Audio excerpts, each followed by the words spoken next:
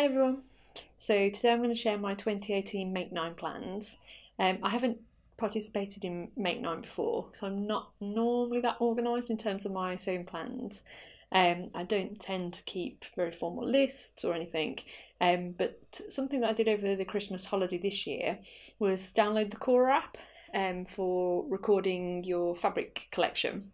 And something that came out of that, one, I realised that I've had more fabric than I thought, but also there was quite a few pieces of fabric in my stash that I bought sometimes 2015 or 2016 or this year or last year now 2017, that I bought with a specific plan, so I knew what garment I wanted to make. And despite that fact, despite having the fabric ready, despite probably having the pattern or at least knowing what pattern, I never got around to making it, and some of those go back to 2015. So what I decided to do with my 2018 Make 9 was to pick 9 pieces of fabric from my stash, which I already had a plan for. So ignoring fabric in there that I've never been quite sure. I bought the fabric because I liked it, but wasn't quite sure what I wanted to make, and I still probably haven't found the right pattern for some of those. These are the 9 pieces of fabric where I knew exactly what I wanted to make when I bought them, and I still know what I want to make. In a couple of cases, or certainly one case, the pattern has changed in that time, but I still have a defined plan for it. But most of them I knew all along, so it's about time I got around to it. So without further ado, let's start. So the first one, so this is a green wool, hopefully you can see that. It's from Rosenberg & Son, from one of the sewing shows at the Birmingham NEC, Sewing for Pleasure I think. And my mum bought me this back in 2015, so this is one of the pieces of fabric that's been in my stash since I started sewing regularly again. This is one of the pieces that's been in for the longest time. I have got some really old fabric from when I was at school or at sixth form and sewed less regularly that's still hanging around, but certainly of the more recent pieces, this is one of the oldest.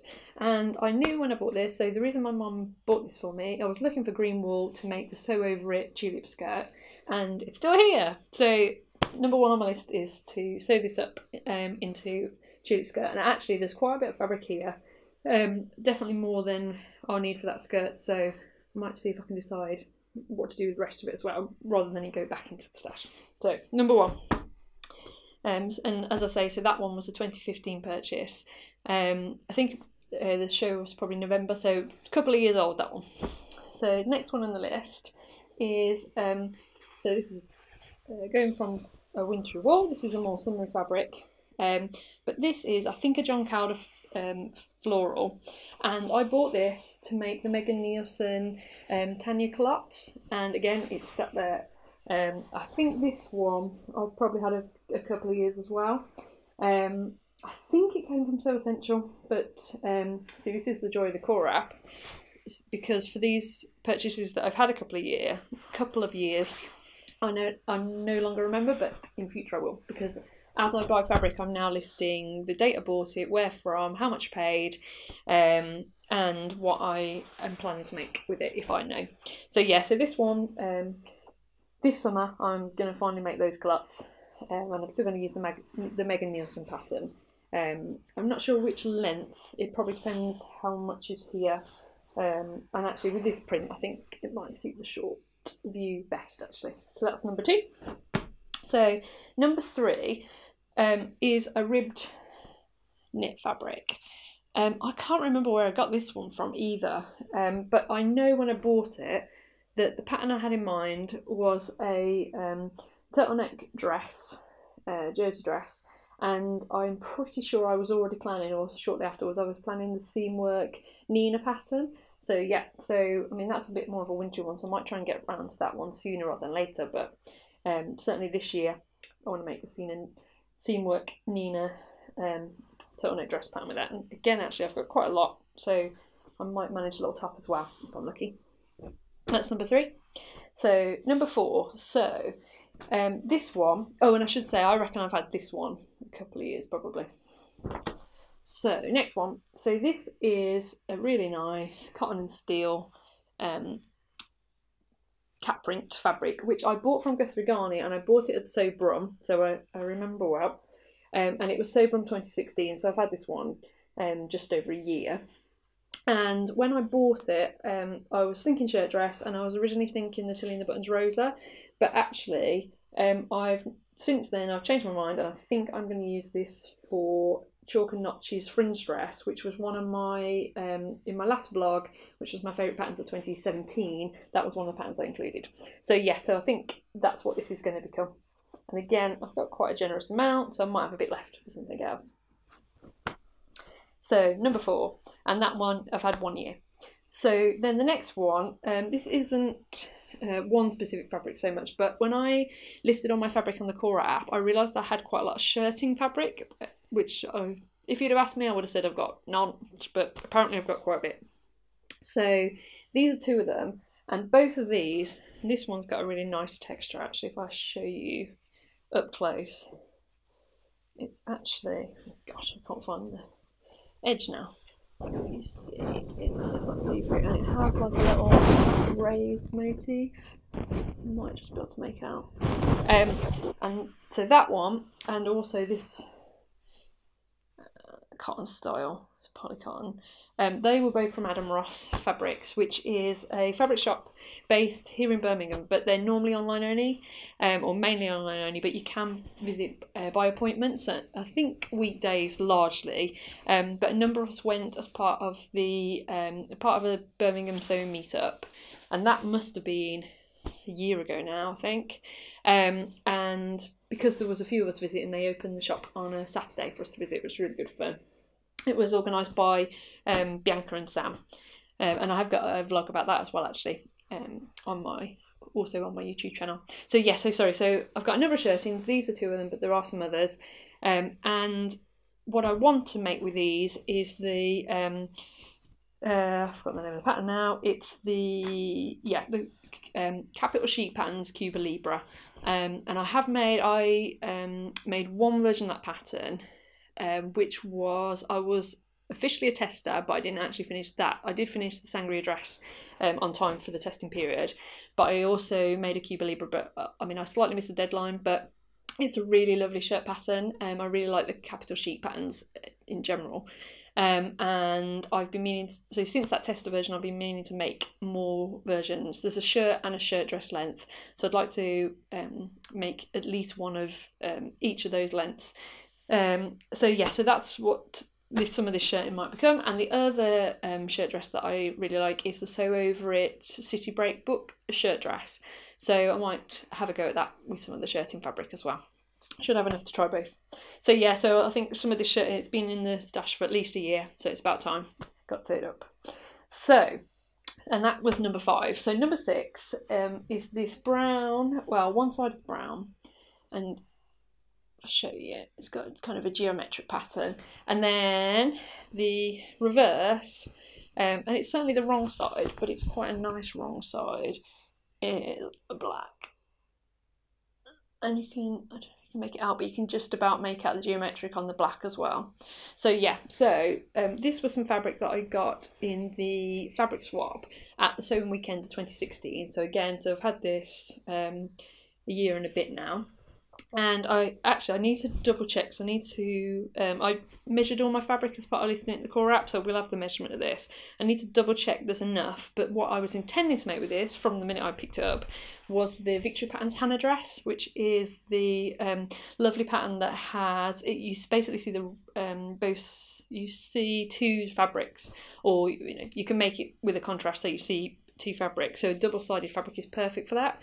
So I thought that with the brown as the main and that black as the contrast, this fabric would be perfect for that dress. It's got a nice, it's drapey, but it's got a little bit of structure, so I think it'll be great. So yeah, so a year and a bit I've had that, and hopefully it'll become a Hannah dress this year, and that's number 6. So number 7, so this is another fabric that I got from Guthrie Garney, and this is a grey linen. It's just a really nice quality, solid, but obviously with a nice grain effect that you get in linen. And I bought this to make the Tilly and the Buttons Miette skirt, which was obviously Tilly's, I'm pretty sure, our first pattern. And I've had the pattern not since it came out, but certainly I think I bought it not long after Tilly or certainly been planning to make it since Tilly was on the first series of the Great British Sewing Bee, where she, I'm pretty sure she made up that skirt. Oh no, it was a blouse actually. But anyway, since that point I've been planning to make a miette. Still haven't got round to it. And then this fabric I've had at least a year or so to finally get round to making that miette. So yeah, so that's number 7 on my list, and at least a year in the planning, certainly longer if you add in how long I've been planning to make the skirt. So number 7, so number 8. So this is some Cone Mills denim, which I purchased while in America, so while in New York. And we went there in 2016, so I've had this about a year and a half now. And what I did was, while I was in the States, I thought it would make sense to order some Cone Mills denim and have it delivered to our hotel. And so I ordered enough to make, with the intention of making the Closet Case Patterns ginger jeans. And I bought the denim while in the States, and then I also ordered, when I got back home, the hardware kit direct from Closet Case Patterns. So I have absolutely everything. I've got the fabric, I've got the notions, and I've got the pattern, and still haven't made it. So a year and a half that one's been waiting, and this year I'm finally going to tackle jeans, and that'll be my first pair of jeans as well. So looking forward to that. That's number 8, and then the final one is another one that's been a little while in the planning. So my favourite fabric shop in Paris is a shop called Marlia Kent. And it's a design house who weave their own fabrics for their garments. But in Paris, they have a shop where they sell the fabric, and you can buy it by the bolt, which unsurprisingly works out quite expensive. But they sell offcuts, and they're really reasonable. So if you, they sell offcuts of 1 metre plus, and I think last time I bought any, they were about €10 a metre, I think, for those pieces. It might have been less, which are certainly they're a reduction on if you buy off the bolt, but obviously you buy whatever length is there. So those pieces tend to be 1 metre, 2 metres, 3 metres, or something in between, so 1.5 metres, etc. So I have bought a couple of those, and then what they also sell are really tiny scraps, and they are, they're probably not even, well, they're not even fat quarter size. They're just totally random. Depends on, they're just the offcuts basically, and those are they even €1 a piece maybe, I think. They're very cheap. So on 2 past holidays to Paris, I have bought random remnants in the shop with no clear. So the first time I visited, I bought a few, and the second time I visited, I bought even more. And actually, there's a vlog from that second visit where I show the shop, show Marlia Kent and what I purchased, also here on my YouTube channel. But yeah, I didn't buy with any clear plan in mind, and so unfortunately I didn't actually colour match, which would have been the sensible thing to do. But a little while after that second trip to Paris, where I purchased a number of remnants, Megan Nielsen released the carry dress, which is designed for small scraps basically from your stash, because it's kind of fitted bodice, and a panelled skirt, and so obviously the skirt is a panelled skirt, so it's multiple small panels, but the bodice is the same, so the bodice is also panelled. So it allows you to use contrast fabrics and allows you to use small scraps. And I bought the pattern as soon as it came out because I thought perfect for using up these Marlia Kent woven pieces. So I actually finally got round to, so I don't know when I should have looked when the carry dress released, but from that point I've been planning to make it. It's at least a year. I suspect probably longer. And over Christmas I finally got down to the jigsaw of preparing the carry dress pieces and then placing them over the different remnants that I had, figuring out where they would fit, because a lot of the remnants were too small for pretty much any piece of the dress, and also where they would hopefully look nice together. We shall see, because I have got a lot of different prints and colours going on, but hopefully I've picked things that will match and go nicely together. And so, as I say, I've already cut it out, but I have just started the sewing. So this should be the, of my Make 9, the garment that I finished first, the project I finished first. And so this is just to show you. So these are a couple of pieces that I have sewn together now, just to show you, give you an idea of those Marley account remnants. Lovely. So yeah, so I'm looking forward to showing you that, and I shall show you whether or not it looks good, or whether the mix of patterns is just too much, but it'll be fun to see how it turns out. And that's number 9 on my list. So that's my Make 9 for 2018. I'll be reporting back on my blog of how I got on, and I hope you've also enjoyed making Make 9 plans.